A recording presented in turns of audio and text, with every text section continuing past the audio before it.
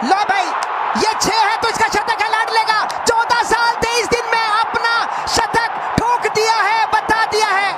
35 गेंद में 100 कर दिया है काम। 35 वैभव सूर्यवंशी। कोच राहुल द्रविड़ ने ताड़ी मार के बताया है।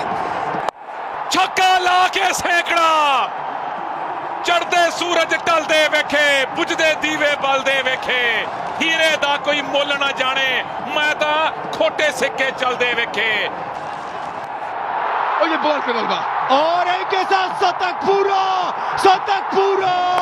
तार बल्ला गजब खा जाला, तार बल्ला के चमक से इस सब के उत्तर मा जाला। वैभवशाली के ई जोन अंदाज बा ई मैच के बदल जाला। এই বলে নাকি সুযোগ আসবে, পাঠানের রেকর্ড ভাঙলো এবং 2025 আইপিএলে ফাস্টেস্ট সেঞ্চুরি করলো বৈভব সূর্যবংশী। এর আগে 40 বলে করেছিল অভিষেক শর্মা, তার রেকর্ড ভেঙেছে। ইউসুফ পাঠানের রেকর্ড ভাঙলো।